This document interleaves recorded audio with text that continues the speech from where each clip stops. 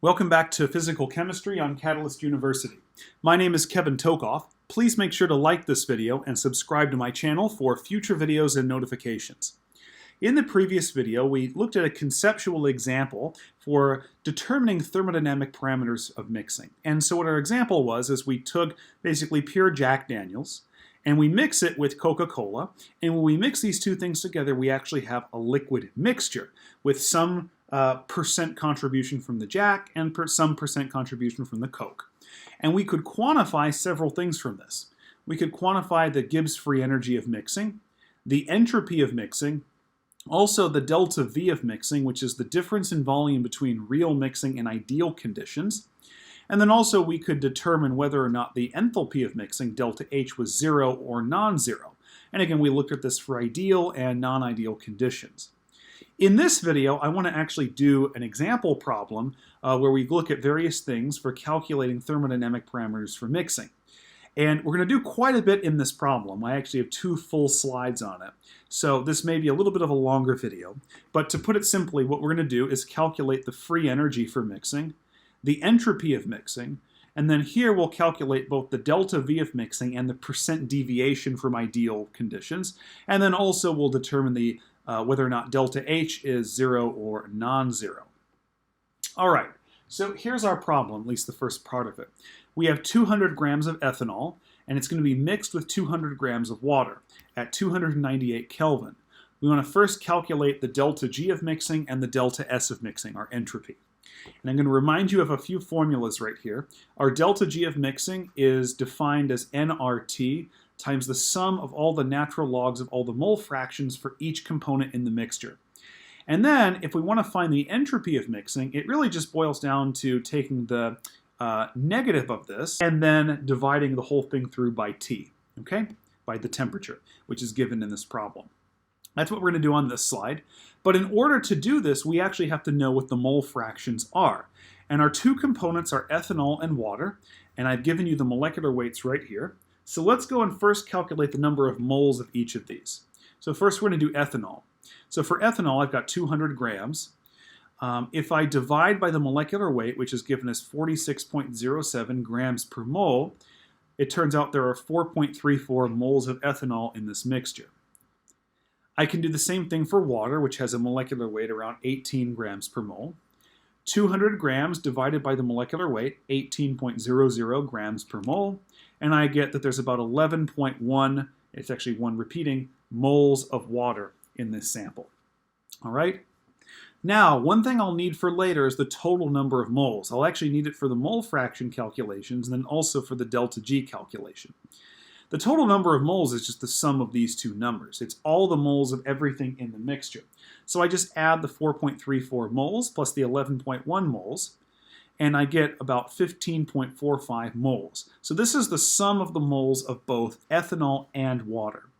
And then from here, I can calculate the mole fractions. So the mole fraction of ethanol is just the moles of ethanol divided by the total number of moles. So it's 4.34 divided by 15.45, and I get the mole fraction of ethanol is 0.281. And mole fractions, recall, are unitless. Then I can calculate the mole fraction of water.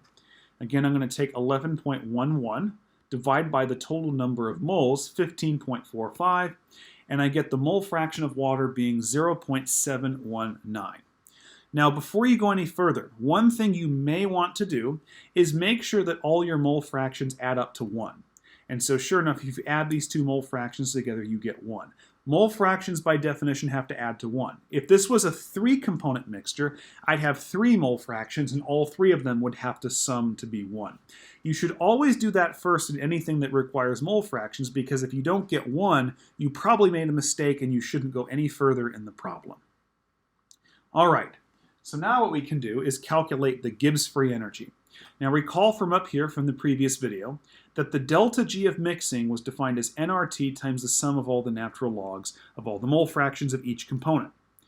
And so this sum over here is really just the natural log of, let's use ethanols first, 0.281, plus the natural log of 0.719. I put all that in brackets. So remember, when you take the natural log of a number less than 1, so like 0.281, you're going to get a negative number. So this whole thing in brackets right here, this sum is actually going to be a negative number. So because all these things over here are positive, I should expect my final delta G to be a negative value. All right? Then this whole thing I'm going to multiply by the total number of moles, 15.45 moles, which I calculated up here, times the ideal gas constant, 8.314. I'm going to use this one, joules per mole per Kelvin, and then multiply by the temperature which is given. It's 298 Kelvin. And when I multiply all this out, my free energy of mixing turns out to be negative 61,218.57 joules. And if I want to use the appropriate number of significant figures, I can divide this by 1,000 to get it in kilojoules. And so my free energy of mixing is negative 61.2 kilojoules. Now, this quantity is an absolute amount of free energy. Okay? Sometimes you may want a molar free energy. So instead of units of kilojoules, maybe kilojoules per mole. So what I can do to get that is take the delta G I just found and divide it by the number of moles. That is the total number of moles. So if I do that, I'll take my negative 61,218.57 joules and divide by 15.45 moles. Now in terms of joule per mole units, maybe you'd like this, you'd have negative 3,962.37 joules per mole. But again, I can go ahead and divide this by 1,000 to get it in kilojoules per mole, in which case this is also my molar free energy of mixing, negative 3.96 kilojoules per mole. And that's going to be my Gibbs free energy calculation. So hopefully it makes sense what I did. Okay, you always have to calculate the mole fractions first and the total number of moles, and then you can just plug and chug with Gibbs free energy. And make sure you pay attention to what's asked, whether it's an absolute free energy, such as this first one, or a molar free energy. All right, so basically the entropy of mixing really just boils down to taking the free energy that you just found, dividing by temperature, and then it's the negative of that. So what I'm going to do is I'm going to just plug in my free energy. I'm going to use the absolute free energy first. That's going to be negative 61,218.57 joules. And then I'm going to divide by the temperature in Kelvin, 298 Kelvin, and it's the negative of that. And so because I got two negatives, it'll overall be positive. And so my entropy of mixing turns out to be approximately 205 joules per Kelvin. All right?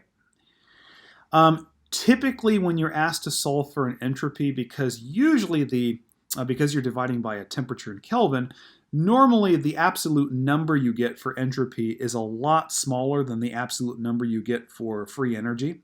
For example, this was over 60,000. This one is only about 200. So usually it's best to leave entropy units in joules and not convert them to kilojoules. Okay? But this is my absolute entropy, 205 joules per Kelvin. What I can do, however, is give a molar entropy. And what I can do here is just calculate the delta S of mixing, but it's molar. The only thing I'm going to change is dividing the Gibbs free energy by both temperature and the number of moles. And of course, it's the negative. So I would have negative 61,218.57 joules divided by 298 Kelvin, and also divided by the total number of moles, 15.45 moles. And when you do this, you get approximately 13.3 joules per mole per Kelvin. And again, it's going to depend on what's asked of you, whether it's an absolute entropy or a molar entropy. And to be honest, either one's really correct. Most professors won't care, although if you have a multiple choice answer, you'll want to make sure that you get the appropriate units. All right. So now I've calculated free energy and entropy. What I'm going to do now is do the second half of this problem. I want to determine the delta V of mixing and the percent deviation from ideal mixing conditions. And in order to do this, I'm given the densities of ethanol and water. Ethanol's density is 0.789 grams per milliliter, and we're just going to approximate the density of water as 1 gram per mil. And then the mixture in actuality, when you measured its volume, it was 415 milliliters.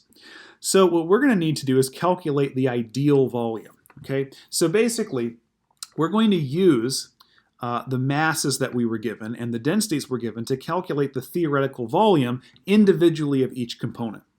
So let's first calculate the volume of ethanol. And remember, we can start with the density formula where density rho is equal to mass over volume, and then we can solve for volume, and it turns out that the volume of a particular component should be equal to mass over its density. So the volume of ethanol would be its mass, given on the previous slide, 200 grams, divided by its density, 0.789 grams per milliliter. When you divide this out, the volume of ethanol individually is 253.49 milliliters. Again, I'm not using any amount of significant digits there. Here we have the volume of water individually. Again, it was 200 grams, but it's going to be a density divided by 1.00 grams per mil. That's just an approximation. And so our volume of water is going to be 200 milliliters. If we want to calculate what the ideal total volume would be, it would just be the sum of these two volumes. Now let's think about what the ideal volume would be, what it actually is. So we're taking two components, ethanol and water, and dumping them into the same mixture, and theoretically, assuming it's completely ideal mixing, the total volume should just be the sum of the individual volumes, the sum of the ethanol volume and the water volume. In real life, though, when you mix two things, you don't necessarily get that simple sum. Okay? And so what we're going to do is calculate this ideal volume and compare it to what it actually was when it was measured, 415 milliliters. So 415, this is more the experimental volume, okay? Something you would measure in a lab. The total ideal volume is really just the sum, 253.49 milliliters, plus 200 milliliters, and I'm just going to round this, but we get approximately 453 milliliters. So let's come down here and calculate the delta V of mixing. We just want the magnitude of it. The ideal volume is what we just calculated, 453 milliliters. I'm going to take its difference with the actual volume, 415 milliliters. And when you subtract this, we get a difference of 38 milliliters. So in this case, our delta V of mixing is 38 milliliters. That's the difference between what we would expect if there were absolutely no interactions, it's completely ideal mixing, and what we actually get experimentally when we measure the volume in the lab. So it's a 38 milliliter differential. Now, what we can say, however, is the volume, ideal volume that is greater than the actual volume. Meaning when we actually measured it, the volume's less than what we expect. So there's actually a net contraction of the mixture. That means that overall you have attractions dominating in the mixture. Okay? When there's attractions dominating within the mixture, the real volume will actually tend to be less than the ideal volume. If this was reversed and you had an ideal volume that was less than the actual volume, that means in real life the experimental volume was larger, and so you have an expansion of the liquid because repulsions would be dominating in that case. But here, because the actual volume is less than the ideal volume, we have attractions dominating in this mixture between ethanol and water. Okay? Now that we've calculated the delta V of mixing, we can now calculate the percent deviation from ideal conditions. Right? So to do this, we take the ideal volume minus the real volume or actual volume, and then we divide by the ideal volume and multiply by 100%. This becomes 453 mils minus 415 mils, divided by the ideal volume, 453 mils, and then multiplying by 100%, we get that the percent deviation away from ideal conditions is about 8.39%. All right. Now, that means that you have an 8.39% error. And in some cases, that may be okay with you. Maybe you have a certain cutoff to where you actually want to start considering real conditions. But what we can say is because we do have deviations from ideal mixing, we cannot say that delta H of mixing is 0, because delta H of mixing was only 0 when we had ideal mixing. But since the delta V of mixing is not 0, it was actually 8.39%, at least the percent deviation was, we have non-ideal mixing conditions, and so therefore our delta H of mixing is non-zero. And we can conclude that the enthalpy of mixing is non-zero. Okay. I have not provided you a formula for how you actually figure out what it is, but we can at least say it's not 0. All right? All right, so again, this was kind of a long problem. We accomplished a lot in it, though. We were able to determine the free energy of mixing, the entropy of mixing, the delta V of mixing, the percent deviation, which can sometimes be asked, and then also whether or not the enthalpy of mixing is zero or non-zero, and then additionally answered the question of whether or not attractions or repulsions dominate in this mixture. So hopefully this gave you a good rundown of things that can be asked with respect to this topic. Please make sure to like this video and subscribe to my channel for future videos and notifications. Thank you very much.